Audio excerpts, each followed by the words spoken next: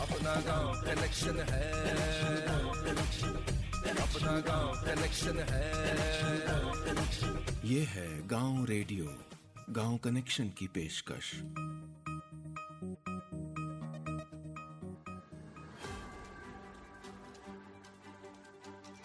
नमस्कार। तारीख 28 अक्टूबर, दिन शनिवार। ये गांव कनेक्शन का पॉडकास्ट इस हफ्ते खास है। गांव कनेक्शन के इस पॉडकास्ट में आज बात करेंगे रबी सीजन के लिए सरकार किसानों को खाद पर कितना दे रही है सब्सिडी। आंध्र प्रदेश में सामुदायिक स्तर पर की जाने वाली प्राकृतिक खेती कैसे साबित हुई एक गेम चेंजर। उत्तरी मैदानी क्षेत्र में सरसों की बुआई का क्या है सबसे सही समय, और मखाना विकास योजना से लाखों कमाएंगे बिहार के किसान। सबसे पहले बात अच्छी खबर से। केंद्रीय कैबिनेट ने रबी सीजन के लिए फास्फेट और पोटाश युक्त उर्वरकों के लिए 22,303 करोड़ रुपए की सब्सिडी को मंजूरी दी है। सरकार ने किसान भाइयों को भरोसा दिलाया है कि दुनिया में बढ़ती कीमतों के बीच पहले की तरह ही उन्हें 1,350 रुपए प्रति बोरी की दर से डीएपी देना जारी रखेगी। केंद्रीय मंत्री अनुराग ठाकुर ने कहा, सरकार ने किसानों के हित में निर्णय लिया है कि अंतर्राष्ट्रीय बाजार में बढ़ती हुई खादों की कीमतों का प्रभाव हम भारत के किसानों पर नहीं पड़ने देंगे। आंध्र प्रदेश में सामुदायिक स्तर पर की जाने वाली प्राकृतिक खेती एक गेम चेंजर साबित हुई है। इस प्रोजेक्ट से जुड़े 8,50,000 किसान बिना किसी रासायनिक उर्वरक या कीटनाशकों का इस्तेमाल किए जमीन के एक छोटे से टुकड़े पर भी कई फसलें उगा रहे हैं। आंध्र प्रदेश के गाडेपालम गांव में रहने वाली पी झांसी के पास 1/4 हेक्टेयर खेती की जमीन है, लेकिन जमीन के उस छोटे से टुकड़े पर वह एक साल में 20 फसलें उगाती हैं। अपने खेत में वे बंगाल चना, सरसों, सूरजमुखी, ज्वार, धनिया के बीज, चारा फसलों को बिना कोई ज्यादा खर्च किए उगा रही हैं।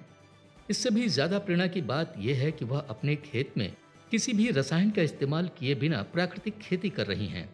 झांसी ने गांव कनेक्शन को बताया, मैं अब उर्वरकों, कीटनाशकों और बीजों पर कोई पैसा खर्च नहीं करती हूँ। मैं सिर्फ गाय के गोबर, गुड़ और कुछ दूसरे प्राकृतिक वस्तुओं के मिश्रण का इस्तेमाल करती हूँ। आज वह चैंपियन किसान होने के साथ साथ अन्य किसानों को प्राकृतिक खेती के बारे में शिक्षित करती हैं और उन्हें बदलाव लाने में मदद करती हैं।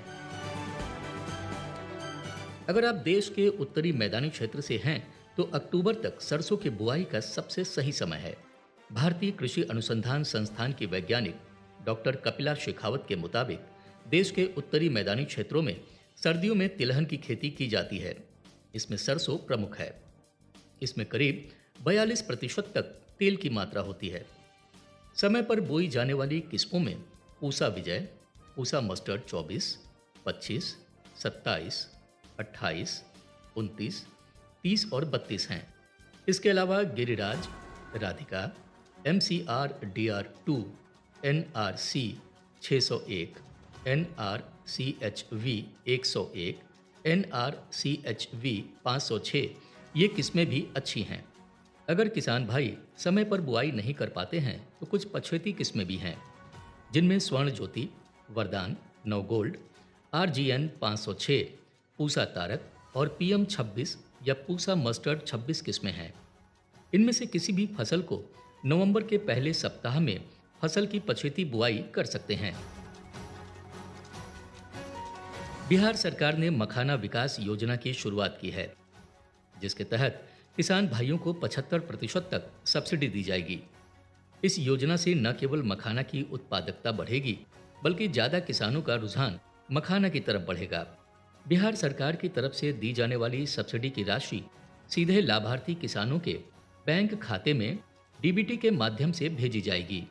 दुनिया भर में मखाने का लगभग 90% हिस्सा बिहार में पैदा होता है। अगस्त 2022 में बिहार के मिथिलांचल क्षेत्र के मखाना को भौगोलिक संकेत GI टैग भी मिला था। 20 अक्टूबर से इस योजना के लिए आवेदन शुरू हो गए हैं। अगर आप भी मखाना विकास योजना का लाभ लेना चाहते हैं तो कृषि विभाग की ऑफिशियल वेबसाइट से आवेदन कर सकते हैं। अभी इस योजना को बिहार के 11 जिलों कटिहार, पूर्णिया, मधेपुरा, पश्चिम चंपारण, सीतामढ़ी, मधुबनी, सुपौल, किशनगंज, अररिया जैसे जिलों में लागू किया गया है। गांव कनेक्शन के इस पॉडकास्ट में आज इतना ही। नमस्कार। ये अपना गांव कनेक्शन है रे, अपना गांव कनेक्शन है रे, अपना गांव कनेक्शन है। ये है गांव रेडियो, गांव कनेक्शन की पेशकश। कनेक्शन है, अपना गांव कनेक्शन है। ये अपना गांव कनेक्शन है रे, अपना गांव कनेक्शन है रे, अपना गांव कनेक्शन है।